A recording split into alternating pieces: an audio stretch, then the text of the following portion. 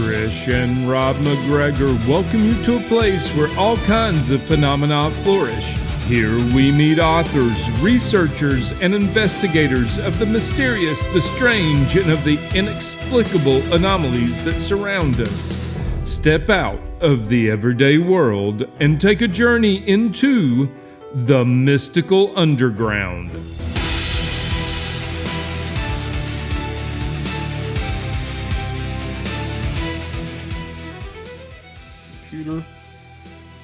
And if you guys are ready, we'll start in 3, 2, 1. Welcome to the Mystical Underground. Thank you for joining us. This is Rob McGregor. And Trish McGregor. And our producer and tech magician, John Posey.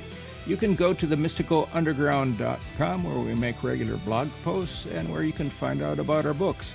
Among them are The 7 Secrets of Synchronicity, Sensing the Future, The Secrets of Spirit Communication, and Aliens in the Backyard.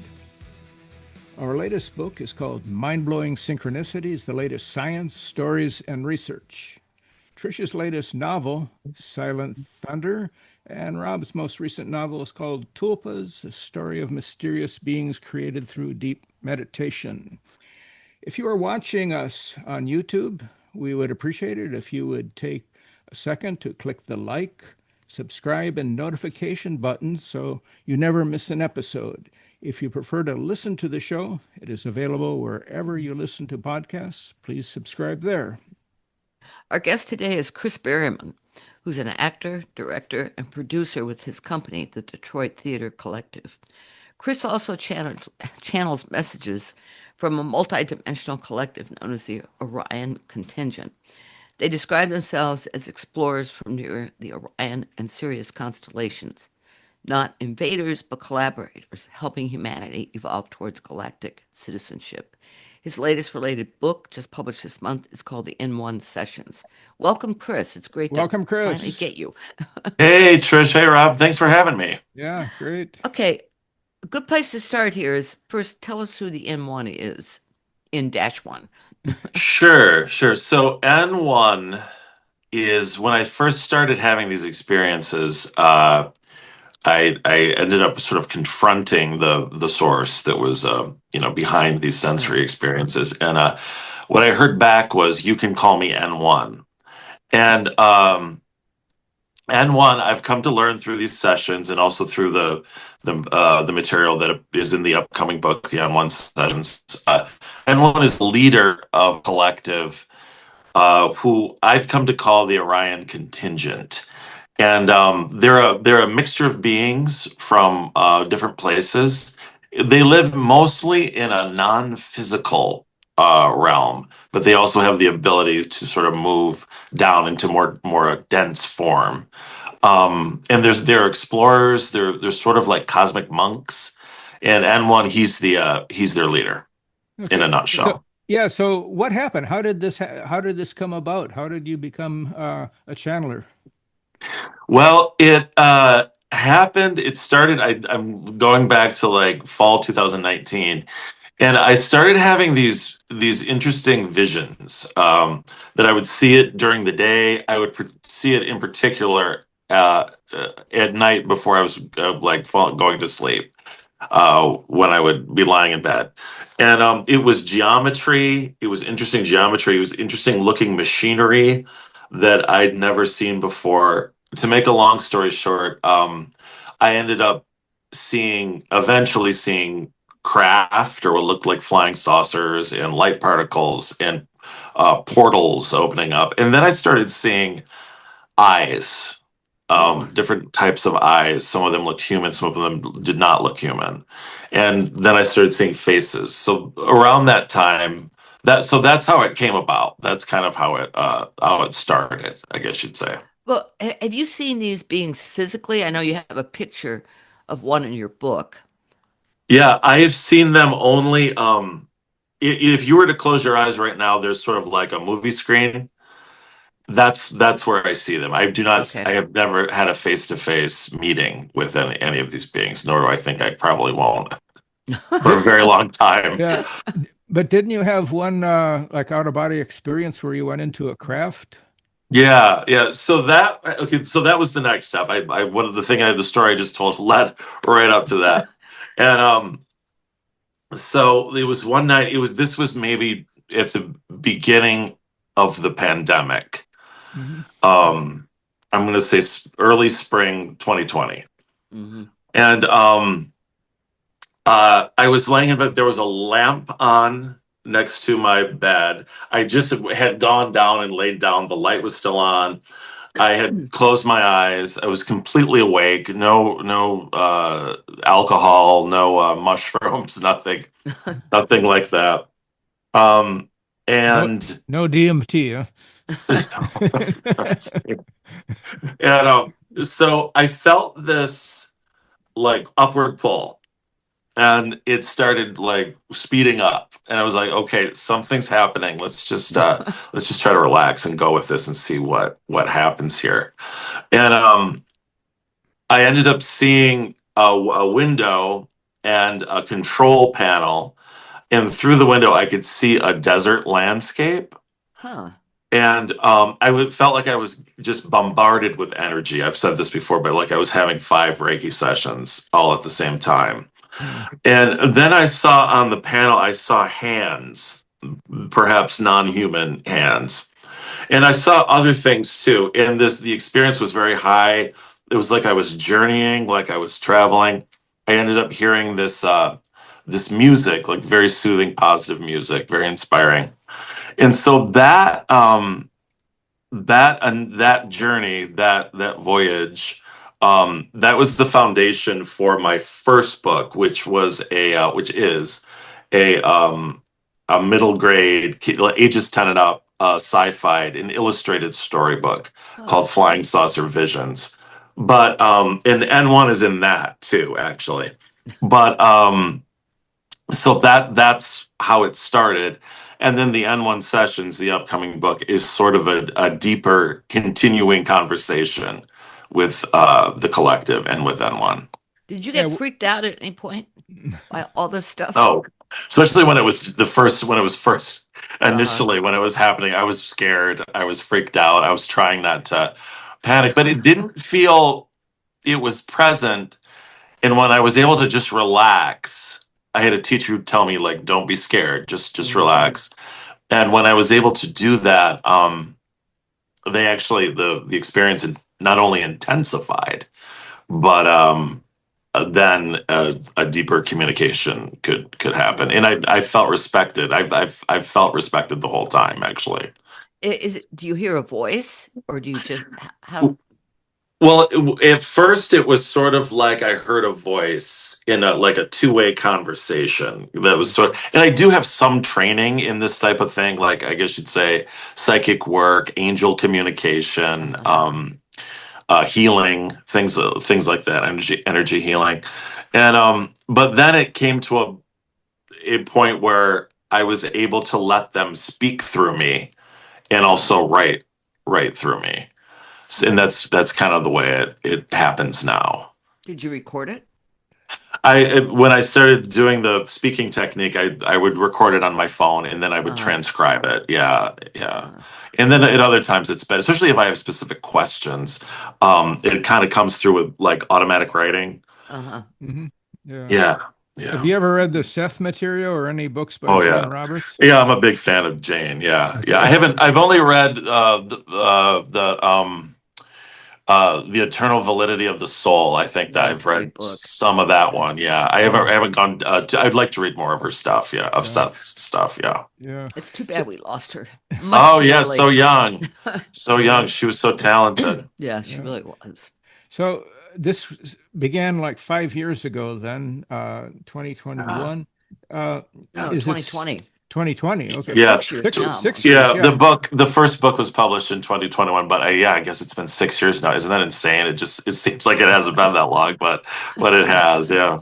Is it still going on, or did it stop at some point? Or? No, I was just doing it earlier today, and Okay. it's still going on, and it's sort of, I have sort of an agreement. It feels like I do it in cycles. I tend to do it like moon cycles or equinoxes, solstices, like things, a day that's like a special day.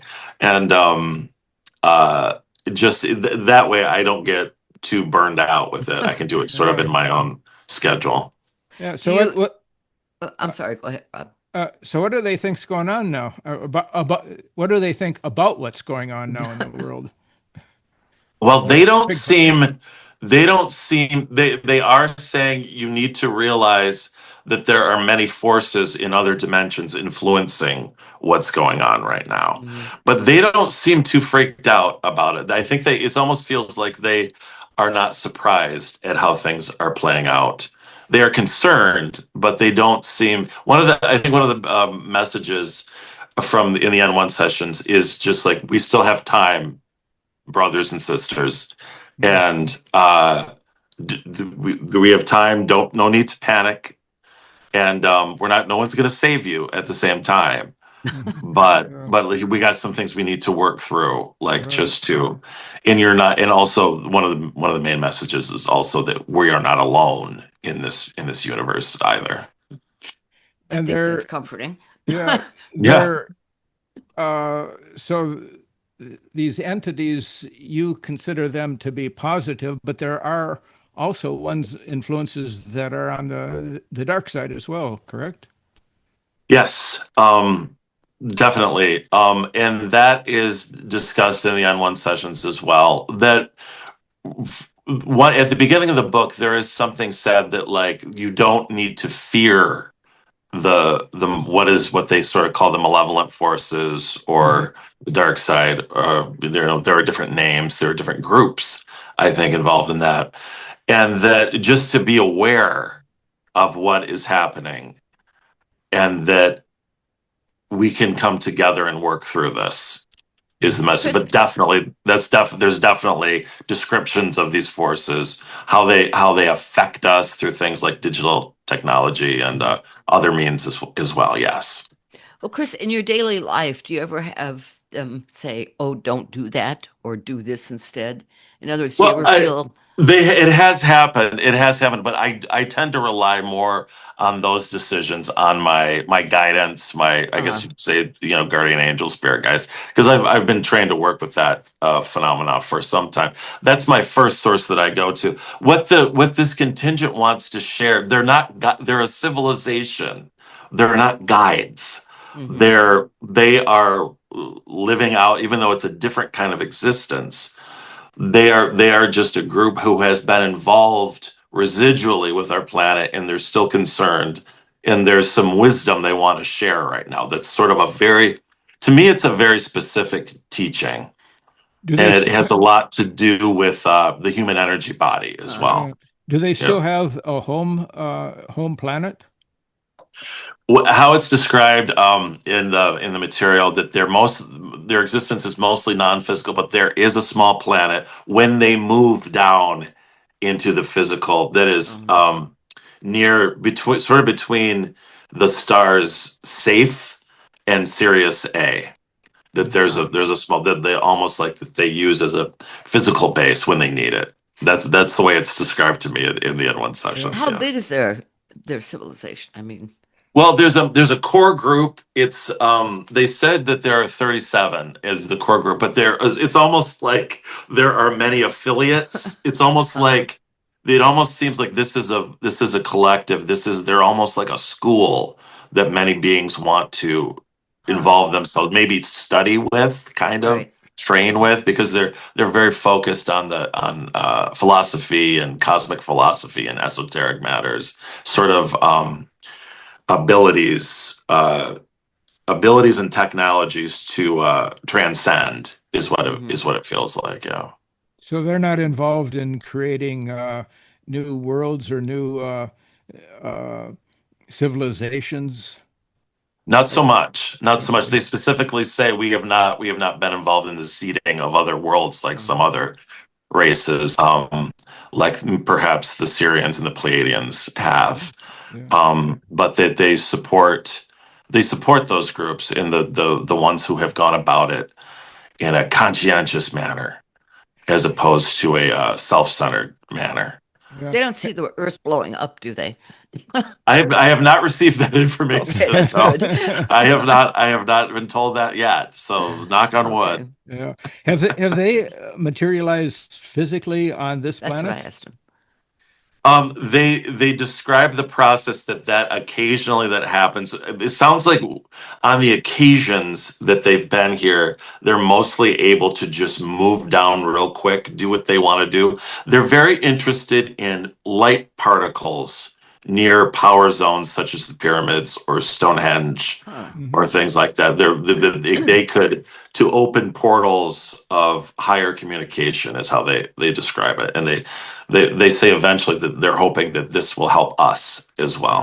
Yeah. But when they say that when they move down and their bodies will become, I don't have a complete understanding of this. This is as close as I can sort of describe it. That they have the ability to move down into form, Hmm. but it's still because of their, I guess, because of their origins, it's not still physical like our bodies are. Yeah. Yeah.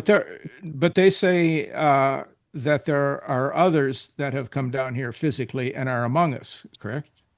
They have not said that. Oh, That they are haven't. among Okay. well, yes, I guess if you're talking about the Greys, I Yeah. guess perhaps yes, Hmm. that does happen. But I'm also not 100% convinced that even that their bodies are physical like ours are. Hmm. But Okay. again, it might be a more of a moving down into form because they also their races exist in higher dimensions as well. What? This is really me speculating. I can't prove anything I'm talking about right now, but this is what I'm told in the N1 sessions, and I'm beginning to wrap my mind around it. Yeah, Do they Do they have think we? pets? I want to know if they have pets. probably. I think so. Yeah, I think probably. There's other critters, Yeah. Orion critters, Do they think that we should trust the Greys, or are they suspicious of them, skeptical? There's a chapter in the N1 sessions that goes briefly into those races, and that describes that they are a divided group. That there are some that are that most of them are trustworthy, but there is a group that works with some of the more malevolent forces as well. Yeah. So you have to be. I guess this is. I think we're moving into a time where it's not going to be black and white, and we really have to exercise some discernment. We're going to have to really move. It's going to be more nuanced. Huh. So we gotta put our big kid pants on. Right. Uh-oh. So in the world of exploring UFOs, aliens, the reptilians are always considered the bad guys. Do they agree with that, or are they not all bad? They are not all bad, and Okay. that there are actually some reptilians among this collective, a small minority, but Hmm. there are some reptilians that have either moved to the light, or there is a whole race of reptilians and amphibians that are native to this galaxy that have always been had good intentions, but they get sort of overshadowed perhaps by the reptilians who have the colonizers and the real estate brokers of different worlds, that they have not done such haven't behaved so admirably through the eons. How Right long is there. their lifespan? Much longer than ours. Much longer than ours, and it can go on. It sounds like it can go on indefinitely if they move more into a group consciousness, a Uh, non-physical world. It kind of reminds me of the way it's described in the N1 sessions, like sort of like Yoda. yeah. Even though he dies, but like perhaps they can move back and forth from those Uh-huh. two. You know how they're at the end of the movie, they're standing there as like Right. ghosts, kind of, and everything. Yeah. Well, that's kind of what it sounds Uh, like to me, to be what honest. what kind of structure? I mean, do they have families? Do they have what? They say that they are not. It's more of a communal experience is what it sounds like. And yeah, that there are families, and one talks about his parents' souls, that he was originally from the Sirius constellation. Huh.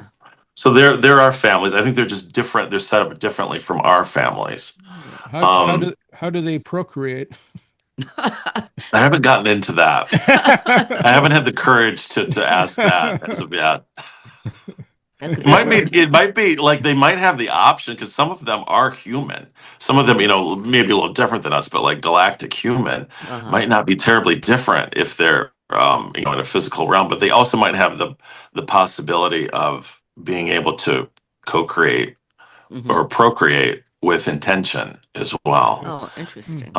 Yeah, because a lot of their work is in higher realms that they can use things like sacred geometry and intention to create in higher realms, and then they can move it down into worlds like ours. Whereas we are kind of learning how to do the opposite. We're kind of learning how to visualize and manifest, bring things into reality. But since we're in the physical, we can work up into the non-physical, and then maybe it can spiral back again. This is all, this is sort of me still putting it all together, but this is what I'm told in the N1 sessions. Chris, how has this changed your life? I mean, do your friends look at you strangely? I mean, does your family go, "Hey, who's this guy in our family?" Probably. And I am careful about who I bring this up to. I don't talk about this openly, just whatever. But a lot of friends have read the book. They're intrigued by it. They're open to it. The thing about anything connected with this conversation is that it can be, some people just are terrified. Yeah. And I have some friends who, like, obviously they don't want to, like, I'm not going to bring it up because they're scared, they freak out. They're like, "Are you sure this is happening?" Almost like they don't want to hear more about it. They want me to confess that I'm a charlatan or something. And I'm like, "No, I'm sorry. I really do have these experiences." But I think a lot of people are very scared, but it's exciting that we're getting to a point where we can have, there's more and more conversations like this, where I think even 20 years ago, it was more shut down, and you were, exactly. Because of the fear, because of the misunderstanding that, it was easy to label someone a loon. But now I think there's just so much experience and so many testimonials of sightings and things like that, that it's just, we can't deny it anymore. Yeah. That something's going on. They said in the book that Earth was like blockaded from the galactic community, or for not generations, thousands of years. What was that about? Oh yeah, sort of a quarantine. Quarantine, It's yeah. described in the N1 sessions, and well, at some point, and I'm still wrapping my mind around when this happened. Something seemed to happen. But let me rewind a little bit. So if we look at the stories and the traditional lore stories, myths of, like, the indigenous tribes, many different tribes, there's a lot of descriptions of star ancestors. And there are beings described like the shining ones up in there's that there are whole cultures of advanced beings. There are myths about Hyperborea or whatever. There many stories about different, like, advanced beings or gods and goddesses out there. So in the N1 sessions, it's described that those beings were our teachers at one time, like a long time ago. But something happened, maybe around the Bronze Age, something shifted, and then you just didn't hear about that anymore. So it's described that different groups of beings who maybe didn't have the highest intentions, that perhaps rewired our species or recolonized, started messing with our world, that moved in. And because of that, if there are higher forces in the universe, if there are sort of United Nations of the universe or galactic councils or whatever, Mm-hmm. that they said, okay, don't mess with this race. They're evolving. They've been sort of invaded by these other beings. Just leave them alone. Right? No, everyone, just leave them alone and let them evolve on their own and exercise their free will. So Yeah. that's the quarantine that's described in the N1 sessions. But there's also the message that it's slowly being removed now. Right. Some have described it as that this group that came in, whoever they are, affected our genes, Yeah. and they were able to block us from the ability to advance on our own to become part of the galactic uh, whatever, because they wanted to control us. It'd be easier to control us by keeping us, keeping us down, so to speak. Yeah, it feels to me that there's something to that. Yes, Hmm. and that we're now, because of awakening, because of a lot of support that's been going on, particularly I think since the after World War II, Mm-hmm. that that we've been bombarded by a lot of higher beings, some of which perhaps have incarnated here, and that this is breaking up now. It's like we're chipping away at that matrix or whatever you want to call it. Chris, what month are you born in? What sign are you? Me, January, Capricorn. Capricorn. Okay. Yeah. I'm always curious about people who channel what sign they are. Oh, that's interesting. Yeah, I don't. It might be a mixed bag, and I do the channeling that I do is it's not like full body Uh-huh. channeling where like you vacate and like being just takes you over. It's more light trance and Uh-huh. more clairaudient, like it's coming through like a in waves, Uh-huh. and then I'm able to speak it or write it or record it. Yeah, so my technique might be a little bit different from Mm-hmm. other folks. Why did you organize your book in seasons? I thought that was kind of Yeah, interesting. that And is interesting. Yeah, that the topic of seasonality and respecting the changing of seasons was so present in the material that it just felt, and also that I was doing it in cycles, like in moon cycles, everything. It just felt obvious to present it that way. And during COVID, during sort of the lockdown periods, it was I was able to stop and sort of observe uh, nature a little bit more, to observe, Mm-hmm. take walks and just take it all in a little more. So it was definitely affecting me. But I think the source wanted it that way, and helped me to put it together, and I think it makes it more digestible as well. yeah, I think this material, it might seem simple on the source. I think it's totally it's not like I don't think you need to know a lot about this topic before you read this book. Uh-huh. It's sort of written for the general reader, maybe people who have more of an interest in this phenomena, but it's there's something, it's not as simple perhaps as it appears, and I think it's good that you read it slowly Mm-hmm. to let it kind of drop in, and there might be more there than meets the eye. yeah. I Chris, think what's your there's more. background? What did you used to do? Well, and I still do the things that I've done for a long time. I have a background in theater and film. Yeah, okay. So, And yeah, I spent time in New York and Los uh-huh. Angeles, and I also write screenplays. Oh, okay. It's a day job. I work at a medical school, Hmm. and so yeah, I Work still at a have all medical that going school? on That's still. interesting. Yeah, Teaching them yeah. how to channel. No, we don't. I don't bring up this stuff too much to potential doctors, but I think some of them might find it interesting. Yeah, they Yeah. might. I think there's Never more and know. more people taking an interest Yeah, in I the think so topic too. now, especially with Yeah, all the revelations that have come out with, the New York Times writing about it on page one on a Yeah. Sunday, a couple, 2, 3 years yeah, ago. Yeah, yeah. yeah. So, what's the overall message from this source for us?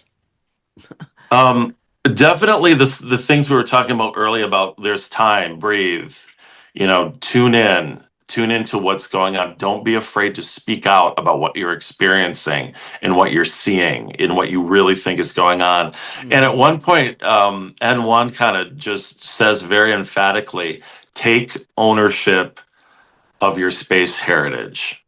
That as a species, ultimately, we're from the stars. And so to know that and to start being open to that, to being open to deeper experiences connected with that.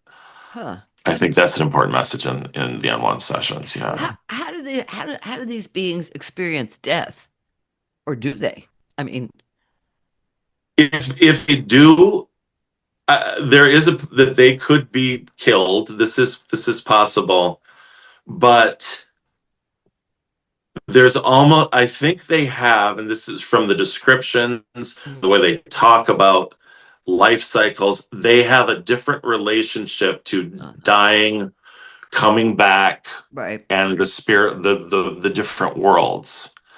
So I think that many of these beings that are in this collective right now have been in the lives that they're living for some time now. But I think they have the choice to leave and recreate themselves as well. Yeah. They seem to, they are spiritual oriented beings, and they talk louder. Okay. They talk about source energy, but I have the feeling they don't have any kind of religion that would it's not dogma, that's for sure. Right. Yeah. But they do have a certain, they're interested in certain things, and it seems like they're interested in the place where science and spirit meets. So to put it in simple terms, philosophy and astrophysics and magic, that what we might call magic, or it's even though they see the scientific side of things, alchemy.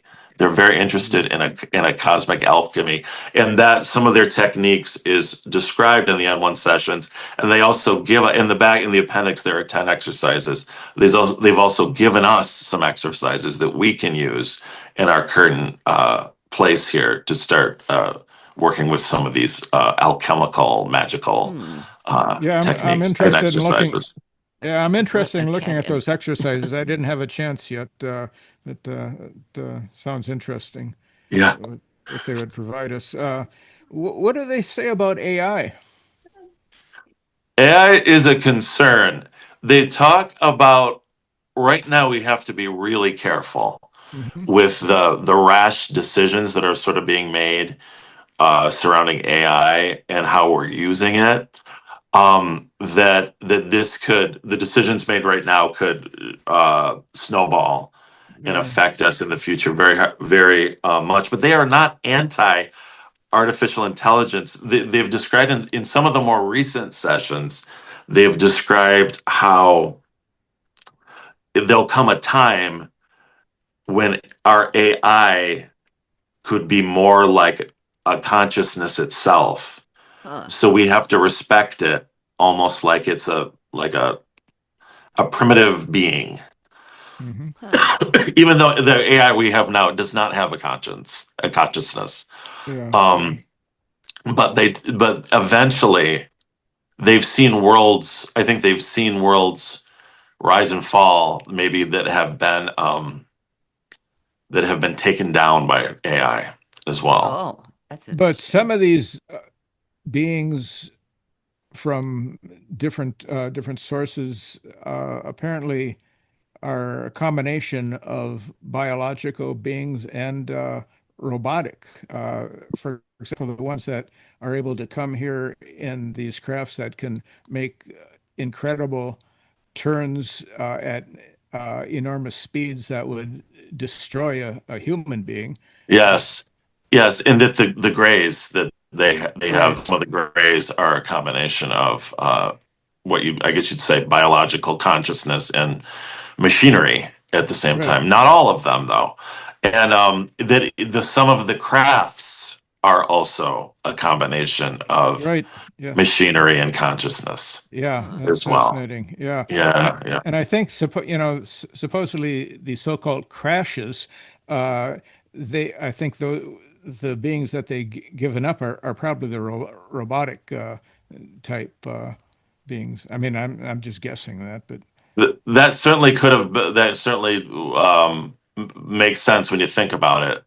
I can't say for sure. I don't, like whatever happened.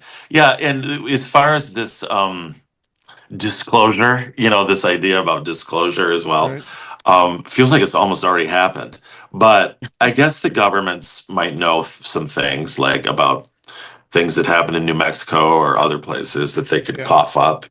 But that certainly, when you think about it, that makes sense that they would, if they're coming this close and there are dangers, that they would send the robots and not their Right. not It, their it it doesn't really make much sense that hard hitters. they would come, 300 light years away and then come here and crash, Right, right. without it being intentional. Unless they're just renegades, who know how to, to die and come back really quick or something. But yeah, that when I think about it, that certainly makes sense. Yeah. Chris, have any government people approached you? Not yet. I was thinking of, you must be psychic, Trish, because I was thinking about that today. I was like, what if they did? I think anyone looking at it right now probably just thinks I'm a new age flake, but so I'll keep it at that. I don't want the governments to talk to me, but we'll see what happens. I'll report back if Okay. the Because men we in know black some other show up. people, who've had trouble with government people. Yeah, my book hasn't even been released yet. It's not released till okay. February 10th, so we'll Yeah. see. Well, But watch out. really, so what can you share about the people who have had Well, I mean, trouble one with of the them was government? Whitley Strieber, Oh, really? who wrote Communion. I mean, Yeah, he's had some trouble. Yeah, and yeah. he said like some of the he's had abduction experiences that have not been aliens, but been military Human. people. Yeah, Right. Kidnapping. yeah, kidnapping. Yeah, for lack of a better term. Right. Also, But Betty some Hill. We spent a weekend with her in 1987, I think it was, and she had a lot of trouble with government people too. Who's that? Betty Be, Hill. Oh, Betty Hill. Yeah, Oh, Betty Hill. yeah. Yeah. Yeah, Wow. yeah, Oh, and they have tried to discredit them Yeah. so much. They have yeah, tried to say that they were charlatans, that they were crazy. They have tried to really rake them over the coals, yeah. and they were the first to talk about the Zeta Reticulans, the great, so Yeah. that's Right. noteworthy. But Yeah. Now, towards the end of Some her of the life, first. Betty may have been a little bit worn out when we met her, but she was when she talked about what happened to them, it it was scary just Yeah, hearing somebody talk about it. You know. yeah. Because that was I also feel that I did not like the reason why all of this happened. I did not seek it on any level. Uh-huh. They came to me and they would not leave me alone. Mine were Mhm. just more energetic as opposed to my car being put in Right. lights out in the woods, someplace like that. I didn't have anything like that, thank God. But That's good.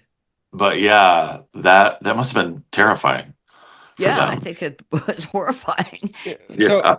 what about for you now? The question I'm sure that you hear a lot is why you? Why did they come to you? Okay, and I get asked this, yeah. And okay, a few things. The first thing, and I really think this is undeniable, was that I was available. that I don't have any kids. I live alone. Like it didn't, even though I would check on my mom was in her 80s at the time when COVID started. I would check in on her and I would go on walks with friends or, meet outdoors and everything. But I was available. I had time on my hands. I also had some training in being able to communicate with other dimensions that might have been part of it. Also, that I work in sort of artistic fields. Maybe Right. they knew I would want to turn this into something, turn this connection, this conversation into something.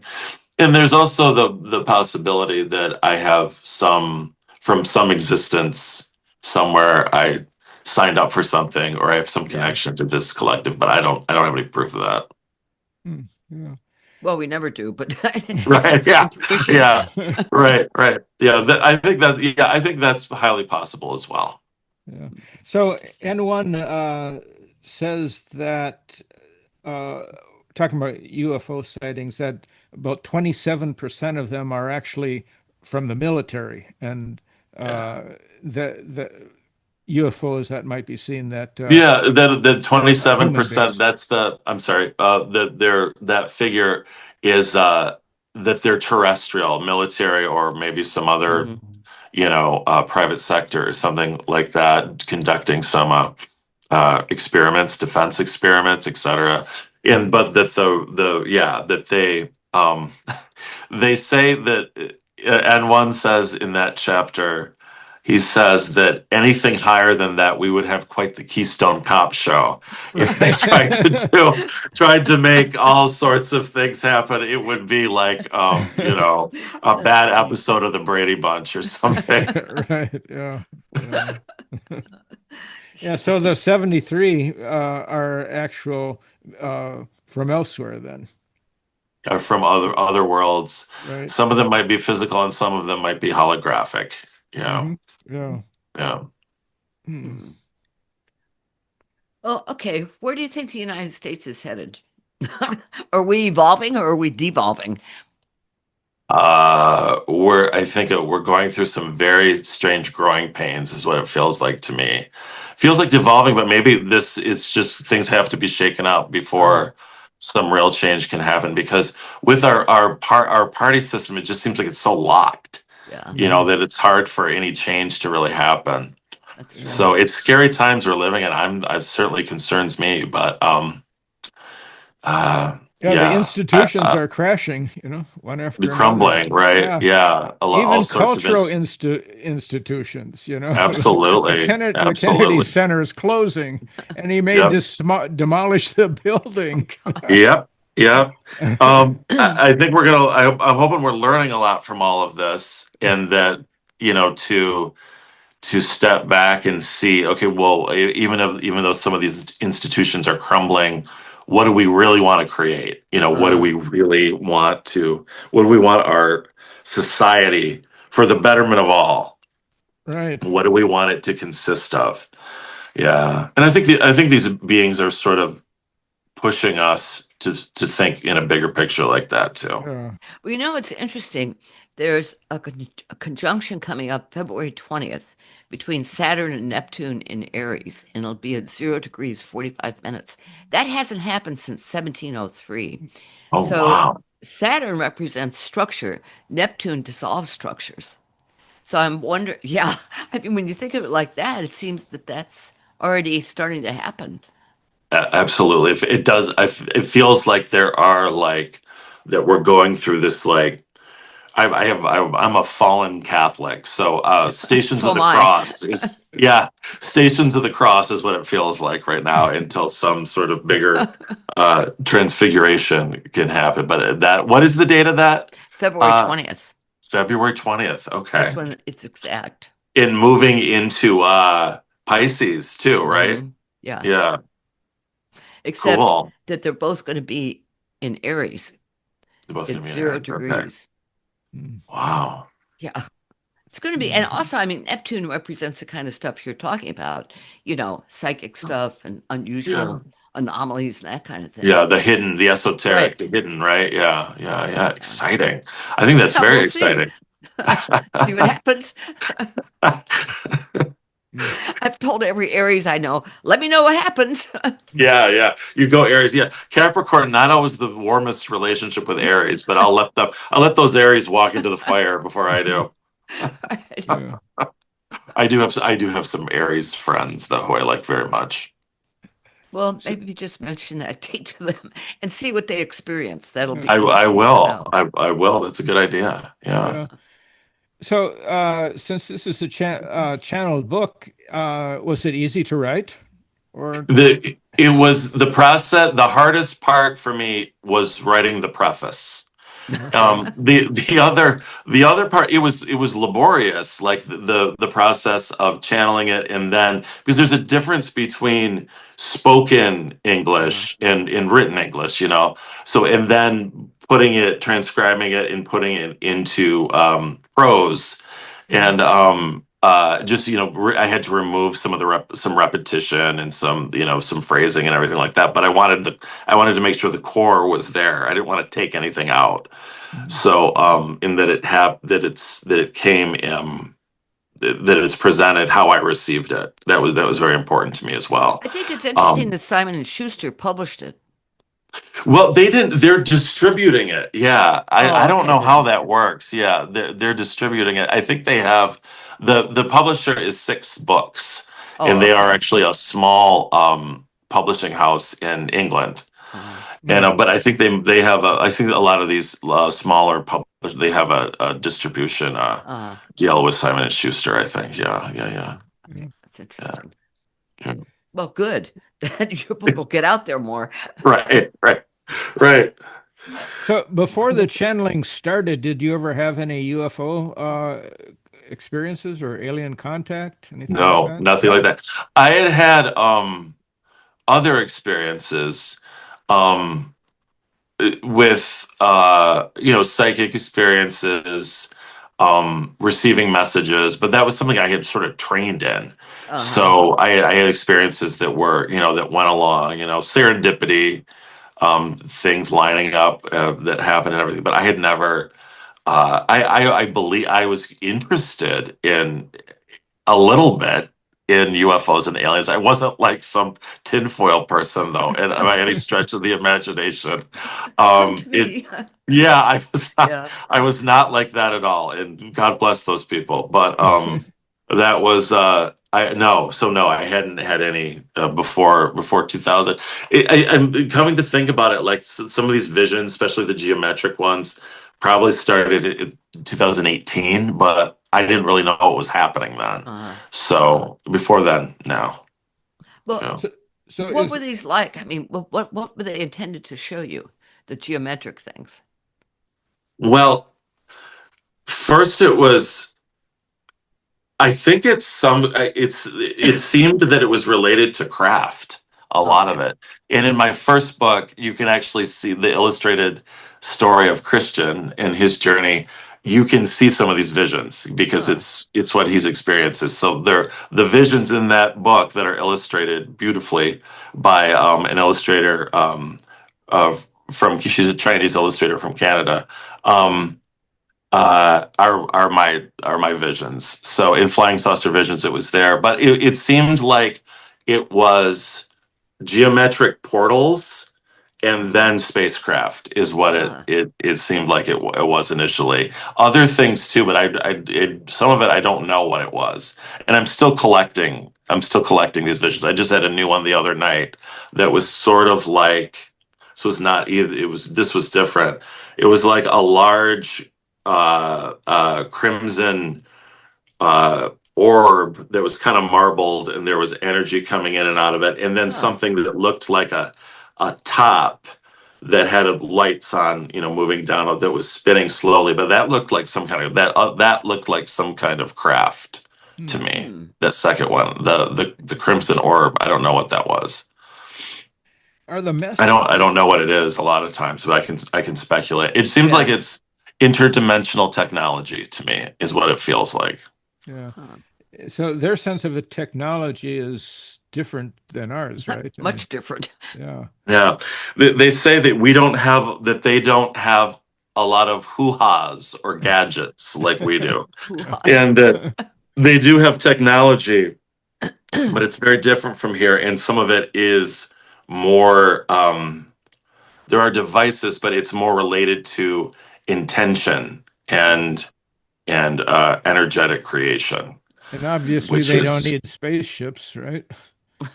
Well, I think they do, but are they?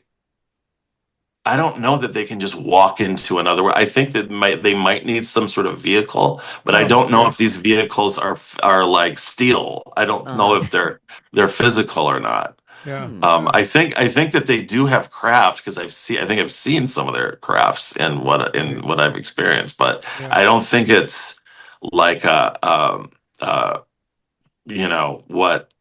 what they see or what some of the military is trying to create right now. Northrop Grumman doesn't seem like that at all. Have you ever asked them, let's have dinner? Oh, well, we kind of do. I mean, there's no food involved, but it's like, or after dinner chats, sometimes breakfast chats, all the time. Sure. Yeah. Okay, that's So pretty are the cool. messages different now than they were in 2020 during the COVID period?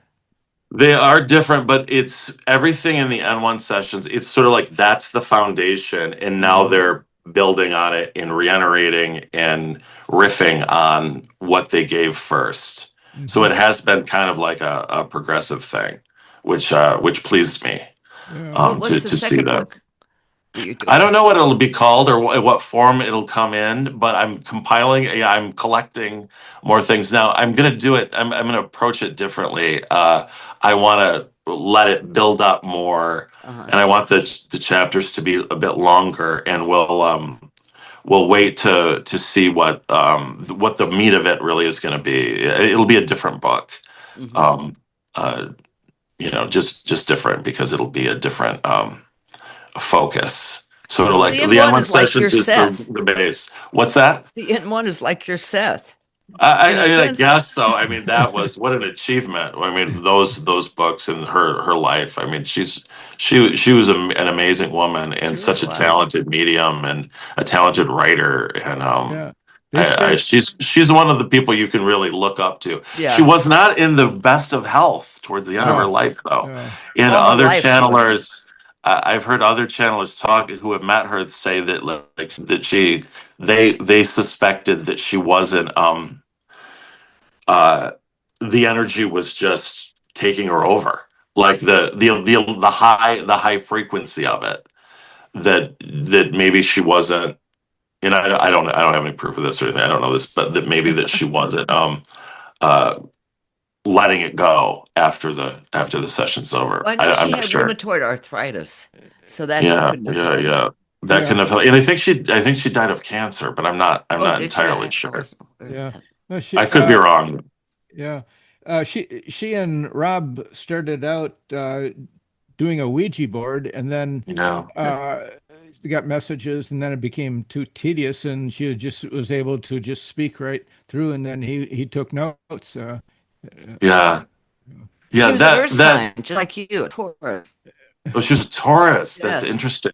She was the thinnest Taurus that I've ever seen. I have a Taurus.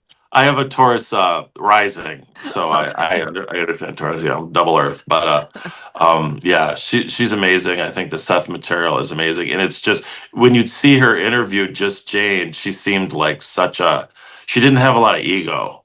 She Uh-uh. was a very sweet soul. It seemed. Yeah, and she had classes in her house too. I mean, Yeah, yeah.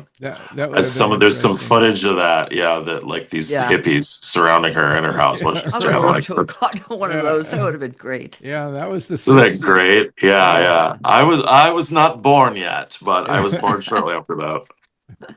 But Well, now she that's was what you need to do, Chris. Have classes in your house and we'll come be your students. Well, yeah, I've thought about or just like ceremony, like during these sessions, like special invited guests like you Yeah, right. guys. uh, Just a few people to be there. I would like that. I would feel supported by that, I Yeah, think. or you could do it through Zoom, with yeah, that's true. possibly, Why making not? contact. Why Yeah, not? right. Yeah. So I don't want to be too invasive, but you have an unusual picture of this woman on your wall with her hands up by her face. Can you explain that? Yeah, Tell us Yeah. about that's that. that's Sinead O'Connor actually, Ah, and it was a picture that was sort of like a reverse negative or whatever. But we had a benefit for my theater collective that was all Sinead O'Connor songs. This Huh. was right ah, before she died, oh, actually. So okay. Yeah. that's a poster. All the That's musicians pretty signed it. cool. Yeah, Oh, yeah, nice. yeah, That's cool. yeah. Yeah. Hmm. And the other picture looks kind of like 19th century, like Yeah, black and white. that's Lola Montez, who was she was an early sort of like an early vaudevillian almost. She was an Irish girl, but she did this Spanish dancer act, and she was sort of racy, and we made a theater piece about her. So it Oh, was called the really? Ghost of That's yeah. It was called pretty it, and cool. it involved vaudeville spooks too, vaudeville Ah, ghosts. Yeah, it was called the Ghost of Lola Montez. So yeah, we might remount that Yeah. someday. So, in your theater, have you ever thought about doing some performance related to alien contact? Well, I want to make a kids show, a kids children's theater show of flying saucer visions. It oh, would be cool. like a multimedia thing. I think that would be Uh-huh. really fun. That's on my do list for sure. Yeah. Um, yeah, that I definitely want to do that. I also want to make an audio book of the N1 sessions. That's something that That'd be I'd great. like to do so that people could listen in their cars, whether Uh-huh. they're traveling or whatnot. Mhm. That'd be So, cool. let me tell you, as we're nearing toward the end now, just about Trish and my experience with this field. One of the most dramatic things was near the point when we met. Uh, we I decided one day, why don't we try a Ouija board? Okay, Ooh. just like Jane and Rob. So what comes through is this being supposedly up above on a craft. And so I'm working as a newspaper reporter at the time. I'm a teacher. Yeah. And so, very skeptical. And I said, okay, let's have some proof. And they say, okay, we'll go to the airport and you'll see us there tonight. And so, I had to be at work at 8 o'clock. I had this meeting I had to go to cover. But 1 o'clock in the morning, we're there, It's at Fort Lauderdale Fort Airport. Lauderdale Airport. And it was at a time you Oh could, my gosh. it was at a time you could drive up to the fence and just park Yeah. and watch the airplanes take off. So that's what we were doing, but looking for a spaceship, no spaceship. Uh, so, So you didn't see it? yeah, Oh, so wait, that story gets better. yeah, the story gets better. So nothing happened. Kind of disappointed. I was really tired the next morning. It was a school board meeting. I had to get out some copy by 10:30, and then I rushed back to the office. And then the editor wanted me to follow it up with more detail with a follow up for we had a morning and an evening issue. Newspapers at that time, and so I was writing on that and just finishing as the writer on the desk next to me was just finishing her story. And I looked over and I said, what were you working on? So busy there. And she said, the Hollywood, Florida police said there was a UFO over Perry Airport last night. We went to the wrong airport. That's very close to where I was working, you know. Yeah, Wow. yeah, and so that was a mind blower. Then the story was on the bottom of the front page of the paper, about the UFO above the airport. So, Okay, so you connected via Ouija board with these beings as they were, and I think that's kind of what happened to me too. mhm, That when I got, that experience of going up like that in the space, I think they were um visiting, mhm, yeah. Hmm. So there's one more aspect to this story. That night, Trish, I told Trish about what happened at work. So let's go to Perry Airport and see if they come back for us since we screwed up, went to the wrong airport. So we go there, and it's a small airport. It's totally dark. There's no lights on at all. The airport is closed, and we stand around there a little bit. Nothing's gonna happen here. It appeared so we have separate cars at the time, and we had just met each other, and I lived in Hollywood, she lived in Fort Lauderdale, and we started going back, and I turn on the radio. What comes on but an old-fashioned radio drama, and one of the characters is an alien. I mean, how could that be? That's a great synchronicity, It's like though. they were giving you a sign or something, Yeah, I know, but not, nothing that we could physically see, but so many different ways. So that's our That story. I really like that. It's like they can work physically, they can work Yeah. in other ways too. I think Right. that's Yeah. excellent. Yeah. Well, thank you for very Yeah, much Chris. for coming. It was And great please having you. feel free to come back, especially Oh if the yeah. government If you're starts bothering you Well, after the book I'm is gonna published. I'm gonna and I'm because everything. If anything, if they come knocking on my door, I'm gonna come to you and Okay. with a plea for help, and you can broadcast it, and then they'll Yeah. come get you too. So Okay. Right. we can Yeah. Oh, that's we'll funny. Yeah. be in Guantanamo Bay together. Well, Yeah. let's hope it's Hopefully not. not. Hopefully So not. yeah. So you have another book that you're working on now, then, right? Follow I up have a or few things. I'm definitely several things I'm working on. This one is released February 10th, the N1 sessions. right. You can order it on Amazon or anywhere books are really sold. And but I've got hopefully there'll be another book connected with this. I'm working on many other things too. You can go to berrymanbooks.com and Yeah, that was my next. Where can people find you? yeah. You can go to berrymanbooks.com and I'll post updates about anything that's happening. Okay, well, we'll Okay. send you the link whenever this comes out, right, John? Okay. We will. Yep, absolutely. Okay. I appreciate Yeah, it. this was Yep. great. Thank you so much. Thank you. This was a lot of fun. Thanks again for It was having fun. me. Thank Yeah. you. Best of luck. Okay. Bye. Have a now. good night. Take care.